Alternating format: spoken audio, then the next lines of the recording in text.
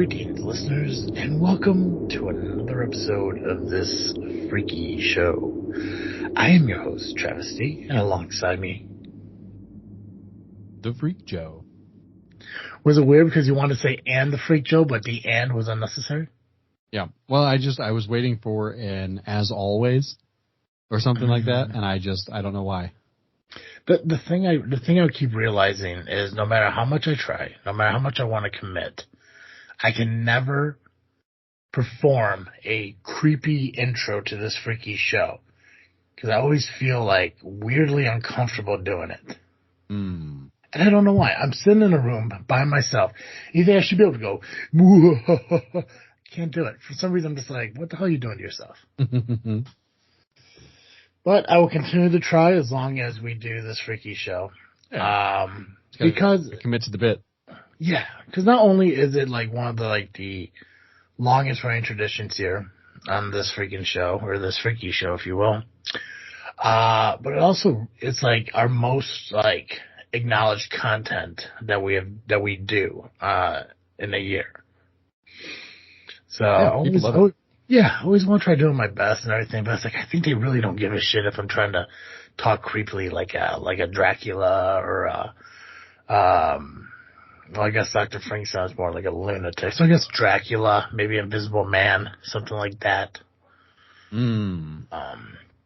So, well, I can tell you what isn't freaky is the unbelievable discount you can get at CarterComics.com by using the discount code FreakNet.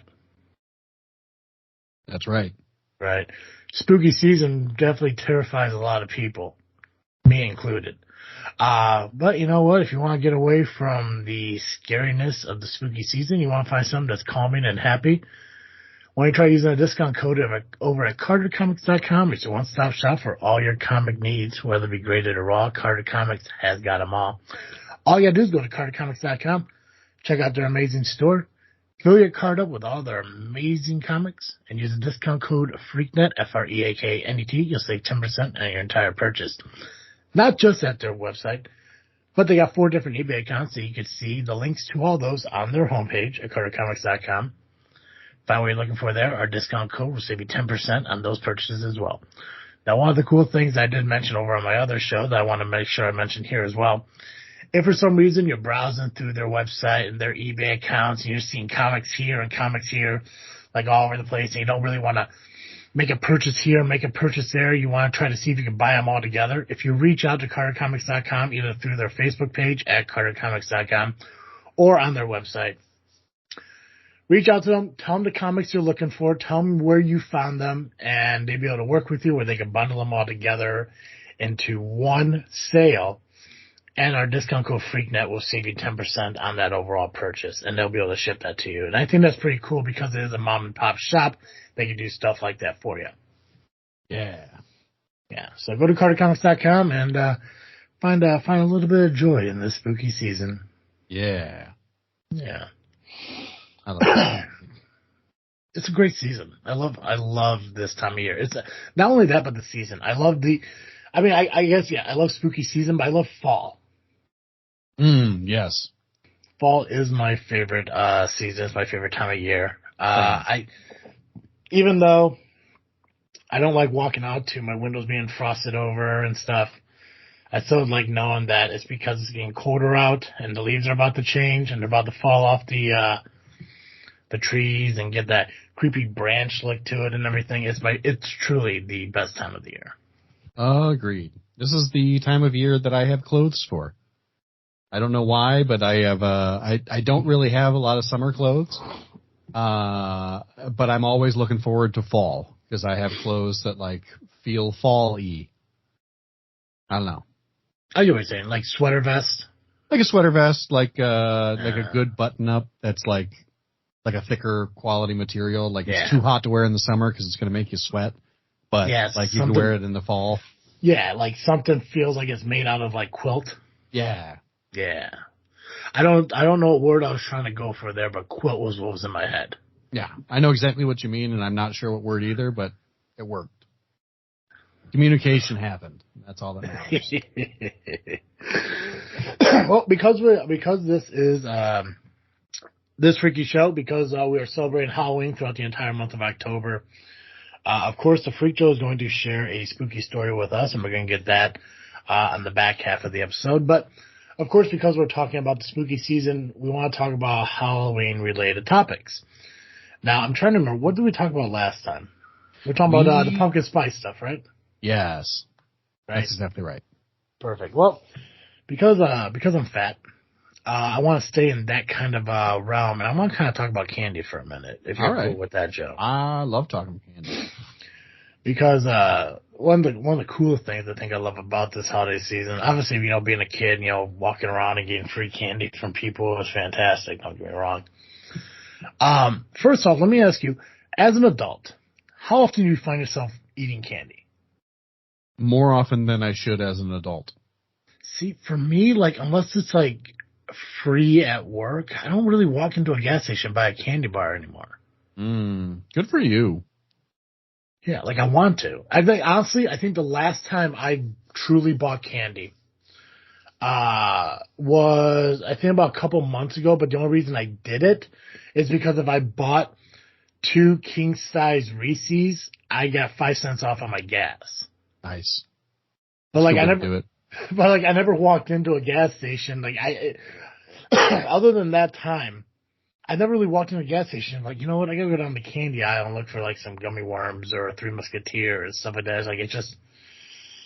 It never became a priority to me, a necessity anymore. But obviously, when I walk into work and the girl at the front desk is huge into decorating, so the entire office is covered in Halloween decorations. There's a candy bowl there, and there's Butterfingers and Crunch Bars.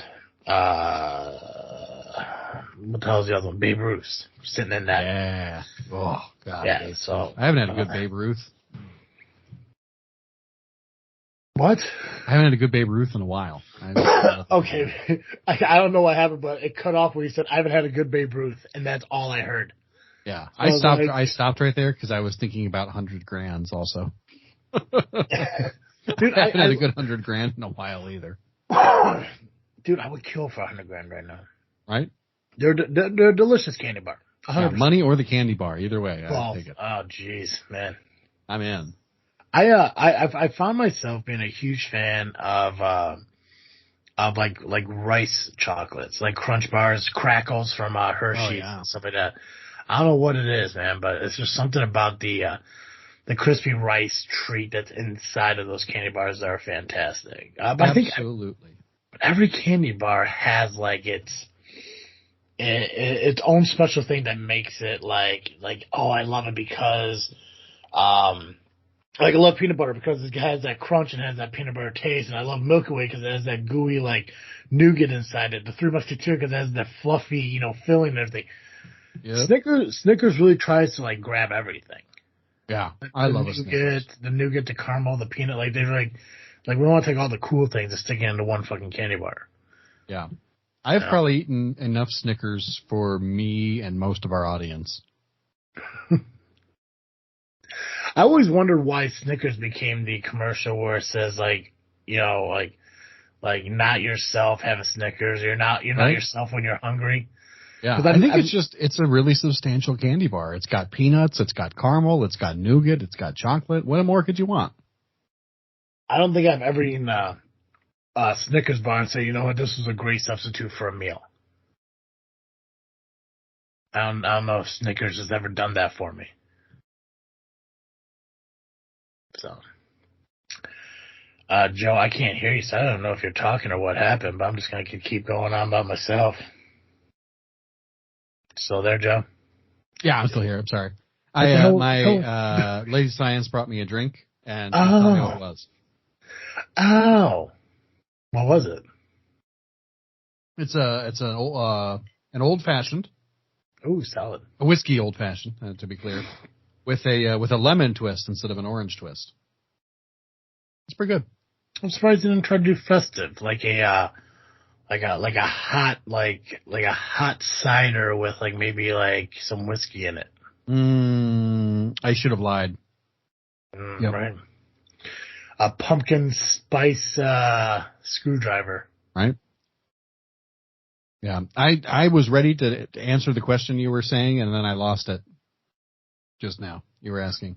Oh, I just said that I've never eaten a Snickers bar and felt like, this is a good substitute for a meal. Like, oh yeah, no, it's an okay snack. I've definitely pounded like 10 Snickers bars in one sitting before, though. Like full bars? You're talking about like a full size, not a king size, not a mini, but like just a regular size. Gotcha. In a sitting, when it comes to like, if somebody says, "Here's a bowl of candy," sit through this. I'll ask you this question.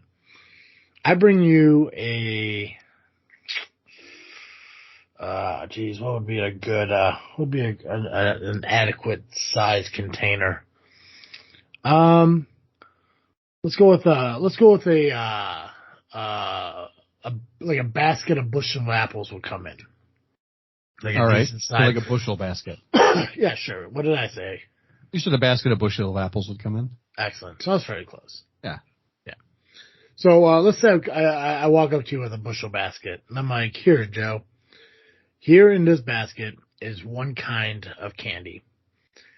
Now, you cannot leave this seat until this is completely gone."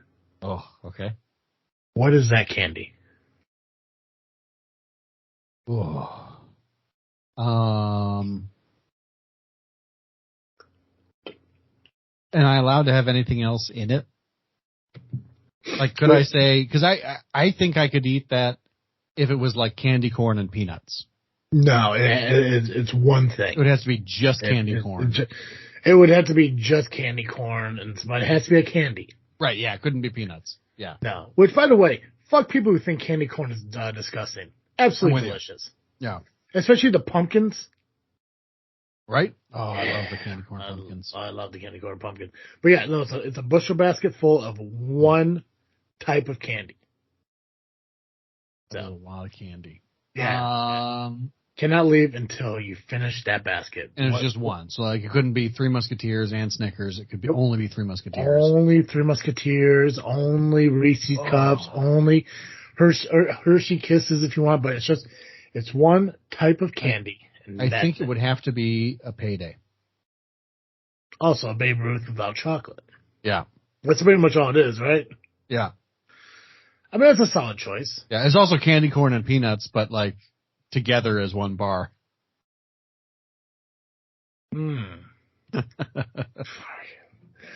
I would honestly, I'd probably have to go with like Almond Joys. Yeah. I love coconut. Yeah, me too. I love it too. I thought about it briefly. It's the chocolate on the outside that would make me. I think I would get tired of the chocolate after a while. Yeah, no, it would definitely be a lot. I think going Payday would be pretty solid. And you can't do anything sugary. Like, you can't ask for, like, like a bushel basket full of, like, gummy bears and stuff. Yeah, right? I thought about M&Ms briefly, but I've had like, a family-sized bag of M&Ms before, and it's enough. It's more than enough. Mm-hmm. I don't think I could do more than one bag of a family-sized M&M at a time. I don't really mess with M&Ms anymore just because when they came out with like the M&M Crispies, those were my favorite. When they got rid of them, I felt slightly betrayed. Mm-hmm. I believe the Crispies are back, by the way. You know what? I keep hearing that, and that never delivers. Like it's not as good as it was? No, it's just I can never find them. Oh, okay, gotcha. Like people are like, oh, it's coming back, but it's only like available in like Zimbabwe. Gotcha. Or like get your M&M Crispies today in Yemen. It's like I really would love them in like Peaton. Yeah. But I mean, if they are, I'll find them. I know it's goofy to like because once in a while I'll go on like Amazon and see if like they're there, and they are, but like a regular bag is like $30. And I just can't. I just won't do that. There are things I will buy off of Amazon because of the convenience of it. Mm-hmm. But the two biggest things I've seen on Amazon that I refuse to buy is I refuse to buy a bag of crispy M&Ms for $30, and I refuse to buy a 12-pack of Big Red soda for $44. Yep, that's two correct things. Yeah, it's absurd. And I love Big Red soda. Oh, I yeah. hate the fact that every time I, see it, that it's supposed to be somewhere, and I go there and it's not there, pisses me off. Like the girl at the front desk I work with, she was like running off to Jewel Osco for something. I'm like, awesome. Hold on a second. And I look it up, and I see it there. I'm like, cool. If you go to the soda section, there's a 2-liter of Big Red soda. She's like, what is that? I'm like, it's like a red cream soda, and it's fantastic. If you get that for me, I'd appreciate it. And of course, they didn't have it. It's like, then why advertise it? Right? Like, you liars. Garbage. Yeah. I love Almond Joys. I love coconut. Mm-hmm. I really don't think, other than those bullshit Whoppers, I don't think there's a candy I don't like. Yeah. You like Whoppers, right? I do like Whoppers. I'm a big fan of Whoppers. I love a malted milk ball, just generally. I do. Would you enjoy Whoppers if they infused it with Malort? I would enjoy it for the same way that I enjoy Malort, which is like to feed to other people as a joke. Like, I'll have one, you have one, because that's only fair, but we're both having these. Well, that's the tradition I have here, but I think that's the tradition for everybody is if you find somebody who's never had a shot of Malort, you need to give them a shot of Malort, but you in turn have to do it with them. Yeah, I think it's the only right thing to do. Yeah, and I think I explained that to Colin when we first started doing it. Colin's like, oh, I gotta get this stuff, it's so nasty, blah, blah. I was like, Colin, if you offer it to somebody, you have to take it with them. Right. And I mean, he was fine with it because he loved to see the reactions of other people doing it. Yep. I've never offered to anyone because I don't want to do it again. I'm fully content if I've never have another Malort in my life. And I'm sure I'm going to at some point again. But I'd be fully content to never do another Malort in my life. I just can't do it. It's just, the last time I had Malort, I think it was maybe a New Year's party here, which had to have been like maybe 5 years ago. Sounds right. And it's still sitting with me. Wild. I can't do Malort. I don't know how you and your wife could fucking handle that shit, man. It's just. I love it. I really enjoy it. I've actually figured out, like, I've been working on different cocktails for it so that I could enjoy it in different ways. like an amaretto Malort sour? Yeah. Yeah. The most recent thing I tried was a Malort eggnog. I remember you telling me about that. What about an apple pie shop and instead of vodka use Malort? I would try that. I don't think it would be good, but I'd try it. I don't think it'd be good either. Well, I don't know, because maybe the apple juice, the apple cider, and the cinnamon would like hide the taste maybe just enough to where it just feels like you're like gnawing on like apple tree bark. Yeah. I mean, we could turn that into a YouTube video, just trying to do different Malort drinks and stuff, just substituting one thing out for another, like a Malort sunrise. Ooh, that sounds horrible, but I'm in. A Malortarita. Yeah. Malort snakebite. Ooh, a Cosmolortitan. Oh, a Cosmolort. I love it. There's things, man. There's options. I bet I could find a friend, or I bet I could find a bar in town where we said, hey, listen, if we bring you a couple bottles of Malort and we ask you to make vintage drinks but substitute Malort into it, would you do it? I mean, luckily to our sponsor, CarterComics.com, we can afford to do shit like that. Right. Because what other sponsor is going to pay you to get drunk while making content? Oh, yeah. Dude, I'm so in. I hate Malort, but I would do it if it means views. Right? I'd do anything for the views. And all we gotta do is just, title the video like 2 dudes, 1 Malort. And, they will be there. And yeah, we just make a bunch of, we could plug the bar that we go to. We can have lunch there and everything. And we'll put that in the list of videos that are, should be done. Like trying the pumpkin spice stuff and eating beef sandwiches. And chicken sandwiches. Nice. Yeah. I'm about it. I think that sounds fantastic. Yeah, God. I don't know. If any of you out there, if you guys ever try Malort, first off, share with us your experience because I love reading those stories. But also send us some drink ideas because we love to get your guys' feedback. And if we use your drink idea, we'll shout you out in the video. Mm-hmm. That's a great idea. Yeah. What is your plans for Halloween, Joe? You guys, well, I'm trying to remember. I don't know that I have any. How many Halloweens have you lived at your house now? This will be the third. Okay. Do you pass out candy? No. I'm assuming Bibles? Was that? No. Our Raisins? Our porch light doesn't work, and so we can't signal that we're available for. Wait, in the 3 years you lived here, your porch light doesn't work? Yeah. Yeah, and I've had my dad look at it, and he's like, I don't know how to fix that.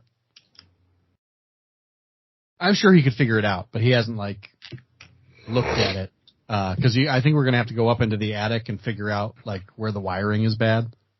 Gotcha. Or you need a ladder that's a size we don't have. I see. I always thought to myself, if I can, I will definitely hand out candy. Yeah. I think I handed out candy my first year here and haven't done it in the last 7. And I think first off, I think the last 5 years was usually a work thing. It's either at work or by the time I got home from work, it was 3/4 of the way through because trick-or-treating hours are bullshit now where you do 3 to 7, but their kids aren't even getting out of school and home until 3:45 and right. Goofy crap. Garbage. Yeah, it sucks. But then I was like, by the time I get home, they're already out there for 2.5 hours and they only got an hour left and I'm not going to buy a shit ton of candy that's just going to sit there and I'm going to have to end up eating it because I don't need to do that to myself as much as I wouldn't mind doing that to myself. Right. You good excuse. I know, right? It's what am I going to do with this bushel of Almond Joys? Right, yeah. Yeah, I am thinking this year of going over to the church with a bowl of candy and setting up there. Did you ever think about doing a trunk or treat? I have thought about it. I always think about it too late to actually plan one. Gotcha. Yeah. So I'd love to do one, but I feel like we don't have enough time, and I don't know. Well, other places already have the times and days that we would do it. Oh yeah. I don't know. Trunk or treats have become huge lately, and I'm not sure if that was a pandemic thing or a safety thing or whatever. Well, no, it could be a pandemic thing because I remember doing trunk or treats with my ex back in 2011. Yeah. So trunk or treats have been around for a while. Right. I think I commonly knew them more happening in higher crime risk areas. Yeah. I think. Places where you don't want kids going door to door and. Yes. Yeah. But I think they're a cool concept. I think Peloton actually has 3 of them or something like that. One's a downtown one, one's a church, maybe it's only 2. But they have a couple, and I think that's pretty cool. And I think it also kind of makes it easier for parents who work during the week to take their kids on trick-or-treating when they can't do it because they have to go to work and stuff like that. For sure. Yeah.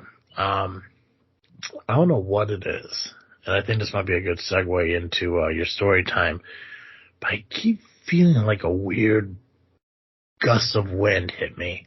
And I'm thinking to myself, I'm God, I didn't even know I turned the fan on, and I didn't. Oh, no. So, it stopped now that I mentioned it, but, so weird. But, Freak Joe, what's the word? Gale us? Yeah. Would you, what? Regale us? Regale? Yeah. Is it regale, doing it again? Yeah, it's regale. I don't know why it's regale, but it is. Could it be ingale? Is that a thing? Ingale us? I don't know. I'm going to look it up. Freak Joe, why don't you share with us a freaky tale? I don't know why I even should attempt to think of classy words. I'm a loon. But one of my favorite parts of this freaky show, doing the month-long celebration of Halloween and doing these special podcast series and everything, is because the Freak Joe gets to share with us these amazing short stories that we find throughout the years and everything. And it's always cool because we can always find a different one and a new one to share with us. So this is where I take my step back and get to enjoy the Freak Joe read me as well as our listeners this episode's this freaky tale. Yeah. Okay, Joe. Oh, you. This is a man. I was reading the name of this author and I thought it was a woman. The picture also feels that way. Anyway, the title of this text is A Happy Release, and the author is Sabine Baring-Gould. Mr. Benjamin Woolfield was a widower. For 12 months he put on mourning. The mourning was external and by no means represented the condition of his feelings, for his married life had not been happy. He and Keziah had been unequally yoked together. The Mosaic law forbade the union of the ox and the ass to draw one plow, and two more uncongenial creatures than Benjamin and Keziah could hardly have been coupled to draw the matrimonial furrow. She was a Plymouth sister, and he, as she repeatedly informed him whenever he indulged in light reading, laughed, smoked, went out shooting, or drank a glass of wine, was of the earth, earthy, and a miserable worldling. For some years, Mr. Woolfield had been made to feel as though he were a moral and religious pariah. Keziah had invited to the house and to meals those of her own way of thinking, and on such occasions had spared no pains to have the table well served, for the elect are particular about their feeding, if indifferent as to their drinks. On such occasions, moreover, when Benjamin had sat at the bottom of his own table, he had been made to feel that he was a worm to be trodden on. The topics of conversation were such as were far beyond his horizon, and concerned matters of which he was ignorant. He attempted at intervals to enter into the circle of talk. He knew that such themes as football matches, horse races, and cricket were taboo, but he did suppose that home or foreign politics might interest the guests of Keziah. But he soon learned that this was not the case, unless such matters tended to the fulfillment of prophecy. When, however, in his turn Benjamin invited home to dinner some of his old friends, he found that all provided for them was hashed mutton, cottage pie, and tapioca pudding. But even these could have been stomached had not Mrs. Woolfield sat stern and silent at the head of the table, not uttering a word but giving vent to occasional, very audible sighs. When the year of mourning was well over, Mr. Woolfield put on a light suit and contented himself, as an indication of bereavement, with a slight black band round the left arm. He also began to look about him for someone who might make up for the years during which he had felt like a crushed strawberry. And in casting his inquiring eye about, it lighted upon Philippa Weston, a bright, vigorous young lady, well-educated and intelligent. She was aged 24, and he was but 18 years older, a difference on the right side. It took Mr. Woolfield but a short courtship to reach an understanding, and he became engaged. On the same evening upon which he had received a satisfactory answer to the question put to her, and had pressed for an early marriage, to which also consent had been accorded, he sat by his study fire, with his hands on his knees, looking into the embers and building love castles there. Then he smiled and patted his knees. He was startled from his honey reveries by a sniff. He looked round. There was a familiar ring in that sniff which was unpleasant to him. What he then saw dissipated his rosy dreams and sent his blood to his heart. At the table sat his Keziah, looking at him with her beady black eyes and with stern lines in her face. He was so startled and shocked that he could not speak. "Benjamin," said the apparition, "I know your purpose. It shall never be carried to accomplishment. I will prevent it." "Prevent what, my love, my treasure?" He gathered up his faculties to reply. "It is in vain that you assume that infantile look of innocence," said his deceased wife. You shall never, never lead her to the hymeneal altar. Lead whom, my idol? You astound me. I know all. I can read your heart. A lost being though you be, you have still me to watch over you. When you quit this earthly tabernacle, if you have given up taking in the field, and have come to realize your fallen condition, there is a chance, a distant chance, but yet one of our union becoming eternal. You don't mean to say so, said Mr. Woolfield, his jaw falling. There is that to look to. That to lead you to turn over a new leaf, but it can never be if you become united to that flipperty-gibbet. Mentally, Benjamin said, I must hurry up with my marriage. Vocally, he said, Dear me, dear me. My care for you is still so great, continued the apparition, that I intend to haunt you by day, night and by day, till that engagement be broken off. I would not put you to so much trouble, said he. It is my duty, replied the late Mrs. Woolfield sternly. You are oppressively kind, sighed the widower.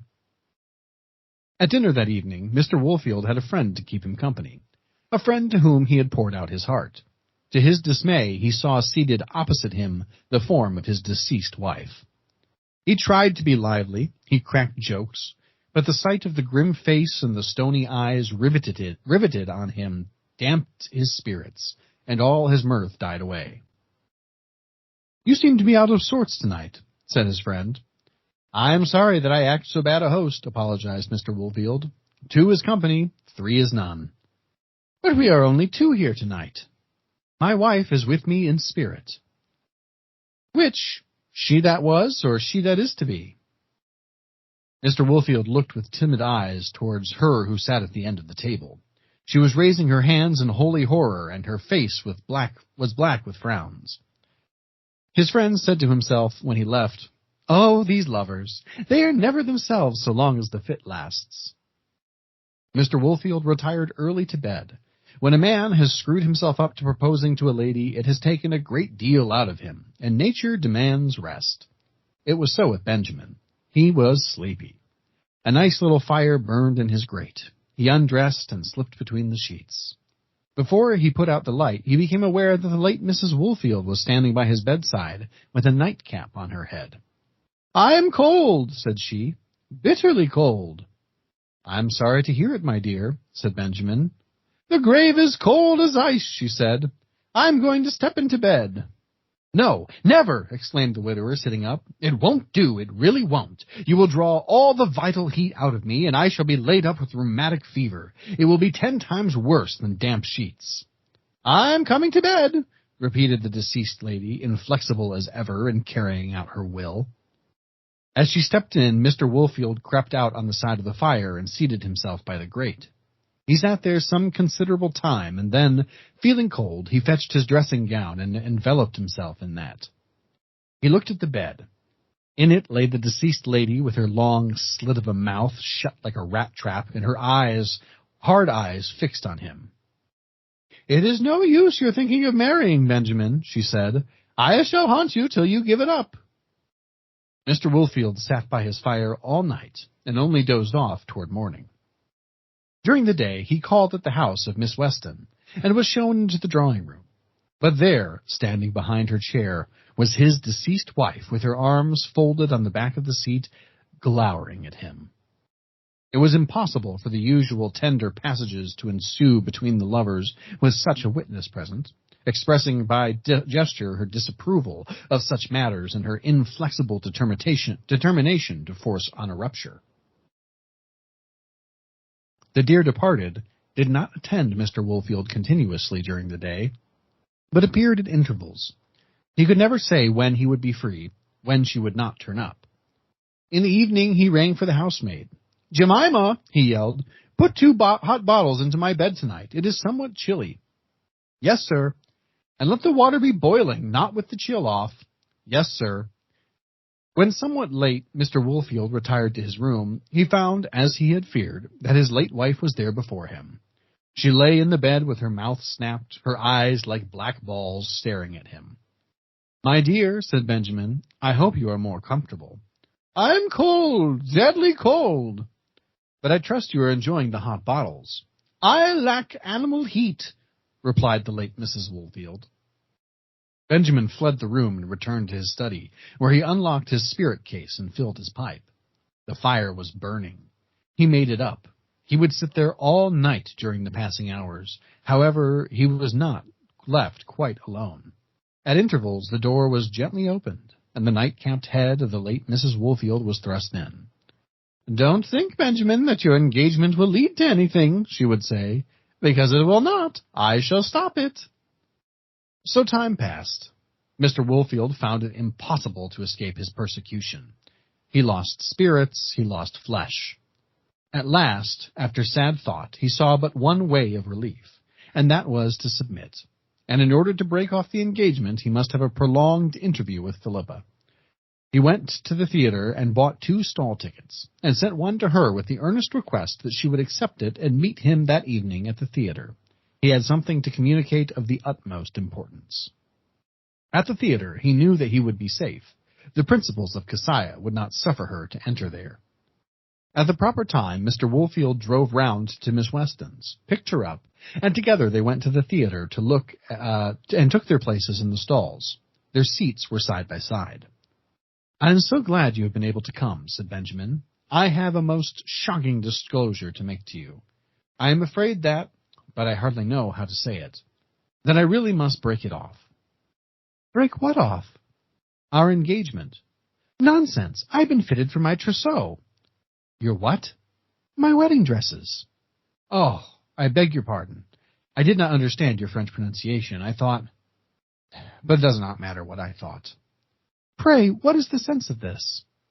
"Philippa, my affection for you is unabated. Do not suppose that I love you one whit the less, but I am oppressed by a horrible nightmare, daymare as well. I am haunted." "Haunted indeed." "Yes, by my late wife. She allows me no peace. She has made up her mind that I shall not marry you." "Oh, is that all? I am haunted also." "Surely not." "It is a fact." "Shh, shh," from persons in front and at the side. Neither Ben nor Philippa had noticed that the curtain had risen and that the play had begun. "We are disturbing the audience," whispered Mr. Woolfield. "Let us go out into the passage and promenade there, and then we can talk freely." So both rose, left their stalls, and went into the couloir. "Look here, Philippa," said he, offering the girl his arm, which she took. "The case is serious. I am badgered out of my reason, out of my health by the late Mrs. Woolfield. She always had an iron will, and she has intimated to me that she will force me to give you up." "Defy her." "I cannot. These ghosts are exacting. Give them an inch and they take an ell. They are like old servants. If you yield to them, they tyrannize all over you." "But how do you know, Philippa, dearest?" "Because, as I said, I also am haunted." "That only makes the matter more hopeless." "On the contrary, it only shows how well suited we are to each other. We are in one box." "Philippa, it is a dread thing. When my wife was dying, she told me she was going to a better world, and that we should never meet again, and she has not kept her word." The girl laughed. "Rag her with it." "How can I?" "You can do it perfectly. Ask her why she is left out in the cold. Give her a piece of your mind. Make it unpleasant for her. I give Jehu no good time." "Who is Jehu?" "Jehu Post is the ghost who haunts me. When in the flesh he was a great admirer of mine, and in his cumbrous way tried to court me. But I never liked him, and gave him no encouragement. I snubbed him unmercifully, but he was one of those self-satisfied, well-assured creatures incapable of taking a snubbing. He was a Plymouth brother." "My wife was a Plymouth sister." "I know she was, and I always felt for you. It was so sad. Well, to go on with my story. In a frivolous mood, Jehu took a bicycle, and the very first time he scorched he was thrown, and he so injured his back that he died in a week. Before he departed, he entreated that I would see him, so I could not be nasty, and I went. And he told me then that he was about to be wrapped in glory. I asked him if this was so certain. Cocksure was his reply, and they were his last words, and he has not kept his word." "And he haunts you now?" "Yes. He dangles about with his great ox eyes fixed on me, but as to his envelope of glory, I have not seen the fag end of it, and I have told him so." Do you really mean this, Philippa? I do. He wrings his hands and sighs. He gets no change out of me, I promise you. This is a very strange condition of affairs. It only shows how well matched we are. I do not suppose you will find two other people in England so situated as we are, and therefore so admirably suited to one another. There is much to what you say, but how are we to rid ourselves of the nuisance? For it is a nuisance being thus haunted. We cannot spend all our time in a theater. We must defy them, marry in spite of them. I never did defy my wife when she was alive. I do not know how to pluck up courage now she is dead. Feel my hand, Philippa, how it trembles. She has broken my nerve. When I was young, I could play spellikins. My hand was so steady. Now I am quite incapable of doing anything with the little sticks. Well, hearken to what I propose, said Miss Weston. I will beard the old cat. Hush, not so disrespectful. She was my wife. Well, then, the ghost of the old lady in her den. You think she will appear if I go to pay you a visit? Sure of it. She is consumed with jealousy. She had no personal attractions herself, and you have 1,000. I never knew whether she loved me, but she was always confoundedly jealous of me. Very well, then. You have often spoken to me about changes in the decoration of your villa. Suppose I call on you tomorrow afternoon, and you shall show me what your schemes are. And your ghost, will he attend you? Most probably. He also is as jealous as a ghost can well be. Well, so be it. I shall await your coming with impatience. Now, then, we may as well go to our respective homes.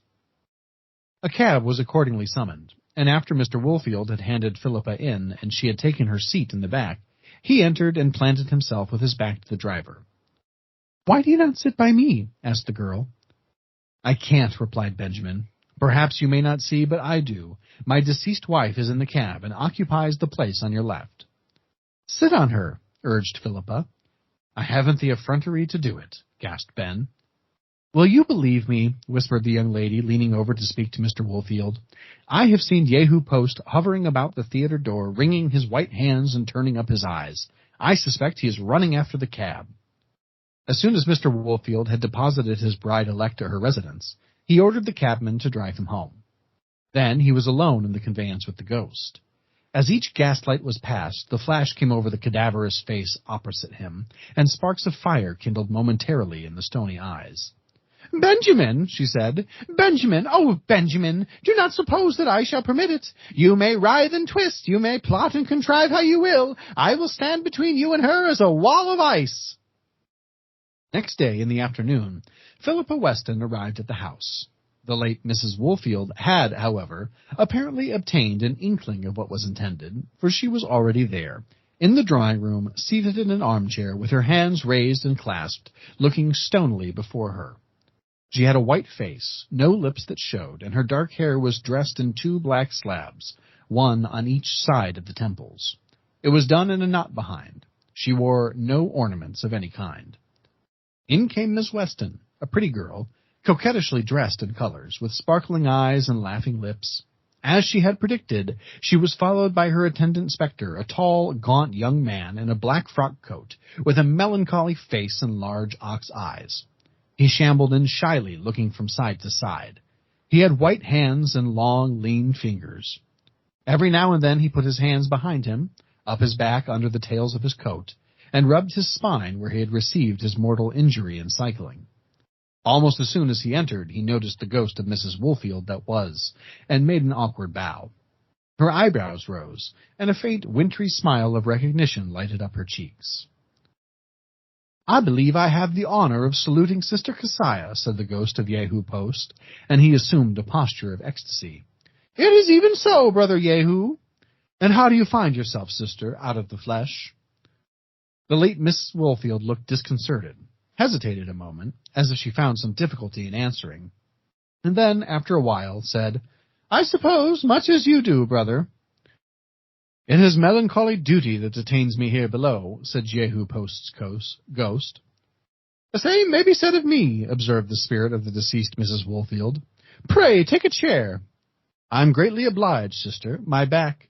Philippa nudged Benjamin, and unobserved by the ghosts, both slipped into the adjoining room by a doorway over which hung velvet curtains. In this room, on the table, Mr. Woolfield had collected patterns of chintzes and books of wallpapers.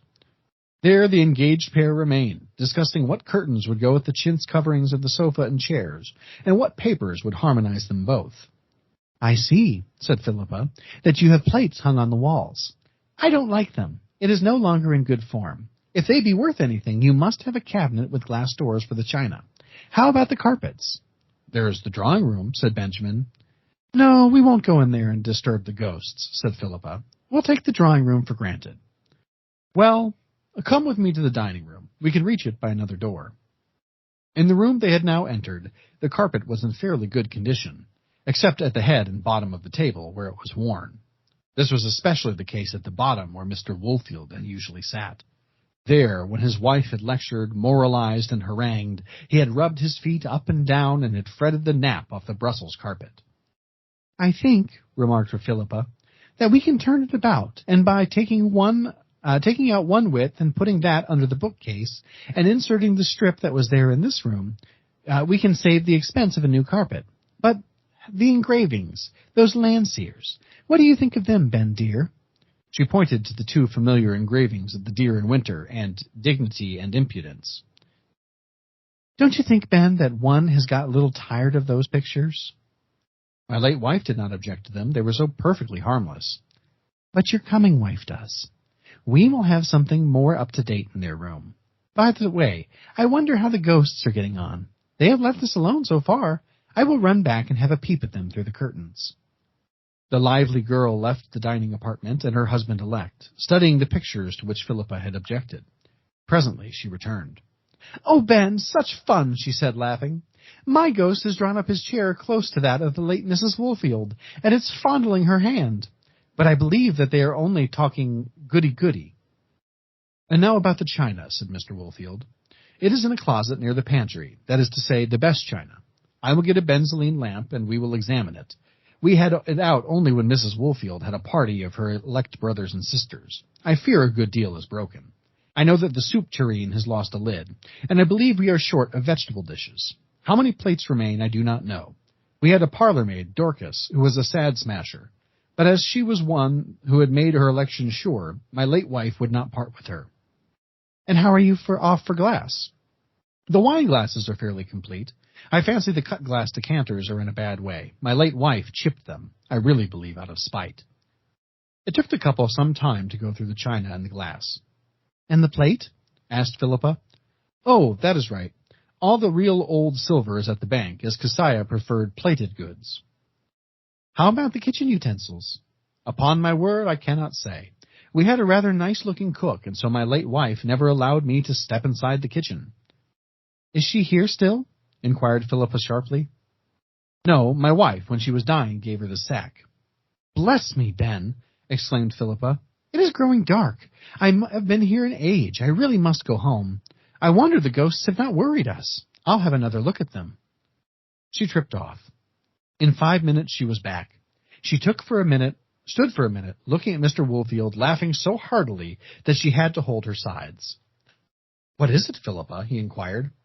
"Oh, Ben, a happy release! They will never dare to show their faces again. They have eloped together." The end. Who would have thought that a freaky tale would end in a love story? I didn't expect it. Solid pick, Joe. Loved it. That's fun. I love a good love story. Yeah, and the thing is, it's like, in my mind, when we first started doing freaky tales, I always thought, I don't know how many we could really find, because there really can't be that many out there, and my God, is there a lot. There are so many. So it's safe to say that we could do this freaky show for years and years to come, and we'll probably never run out. I sure hope so. And if we ever come close, listeners, feel free to send them in. Yeah. We did have one submission, an original submission that we read. Actually, two. We did read mine, didn't we? I believe so. Yeah, it wasn't that good. I mean, it was okay. I honestly don't remember, but I'm sure it was. Oh, how dare you! Sorry. You read it. Nah, it was, it could have been better. But I still have the ambition of one day of us actually writing a Freaky Tales short story book. Mm-hmm. I think we could definitely do it. And then we will, put it up in Audible. Nice. I love it. Love the idea. Yeah. Joe, what are you freaking thinking about? Oh, what am I freaking thinking about? I am freaking thinking about, we are in the freaky month of October. 100%. I am a big fan of the Castlevania Netflix series that came out a few years ago. And they recently have released a new series called Castlevania Nocturne. And I watched that this week, and it was fantastic. I really enjoyed it. I'm guessing vampires? Yep. Vampires and vampire hunters and magic and all sorts of stuff. It's a fun show. Really enjoyed it. Only 8 episodes. I hope they get another season. But I'd recommend it. If you're a fan of the Castlevania series, it remains one of the best adaptations of a video game into a TV show or movie that exists. Yeah, I feel like with all the movies that are coming out and all the different kind of movies that we see, there's not a lot of like monster hunting stuff. Like, no, not really. I think we're way past due for like a new Van Helsing to come out. Yeah. Yeah, and I think that's why like Supernatural was always like so popular and stuff, because it was something that was a little bit different. Like, I mean, you get like, the docu-series stuff where like people are going to like haunted places and checking for ghosts and stuff, but now you got like a TV show where they're actually hunting down like vampires and werewolves and demons and all this shit. And I think that's why it ran for the 18 or 20 years it did or whatever. But I think it's about time we get a new monster hunting movie out there. So, absolutely. Yeah, I'll have to check that out, because, I mean, again, it's the spooky season, and I only watch spooky shows around spooky season. Not horror movies. I don't do that. I'm a bitch, so. Yeah, this is not, I don't think it's particularly scary, but there's some good blood and fighting and stuff. It's good. I enjoy it. Now, what about you? What are you freaking thinking about? Jeez, I mean, I'm trying to remember what the hell I was freaking thinking about last time we recorded, because I don't want to double up. I don't think I am. I've been watching a lot of, ghost story stuff on Hulu. There's a series called A Haunting of, and basically, like, I don't know if have you ever heard of the, Celebrity Ghost Story show? Mm-mm. So there was a show on, I don't know, it's like A&E or something like that, but it was called like Celebrity Ghost Stories, where celebrities will tell their scary stories where they've witnessed ghosts and stuff like that. And that was like early 2010-ish, somewhere around there, and this show came out in like 2015, 2016 or whatever. And basically what it was is this, psychic medium, who could talk to ghosts and all this stuff, takes those celebrities back to the places where they witnessed the haunting and see what they could come uncover and stuff like that. All right. So I've been very into that, and I've been watching a lot of that on Hulu lately and everything like that. So, I mean, it's the festive season, but I started watching it technically in September, but it was because I actually started watching it right around the time we got back from doing the cemetery vlogs. Oh, nice. Because usually that's what really kind of gets me ready for the season and gets me in the mood to like start watching the ghost stuff and everything. But it's pretty cool. I encourage anyone who has Hulu to watch it if they're into like ghost stories and stuff like that. If you believe in mediums and things like that, it's definitely an interesting show and pretty cool to see because it's true celebrities and stuff, and so it's pretty awesome. All right, nice. Yeah. Hey, Joe. Yes. During the spooky season here on this freaky show, Cartoon Joe is, I guess you could call it a sabbatical. Yeah, you could. Yeah. In his absence, you're here to kind of help me along, tell me some stories, and sharing some witty, spooky banter. So, if our listeners for some reason start to miss Cartoon Joe a little bit, where can they go? If you need Cartoon Joe in your life during the month of October, you can find him over at the Geekcast Live podcast at violentpress.com. You can also find him on Facebook, iTunes, Spotify, and Twitter by searching Geekcast Live. Excellent. Guys, make sure you check out our cemetery vlogs. They are being released throughout the entire month of October. It is the Wisconsin trip we took. You can find that series over at our YouTube channel at Freakin Studios. I believe so far we're more than halfway through.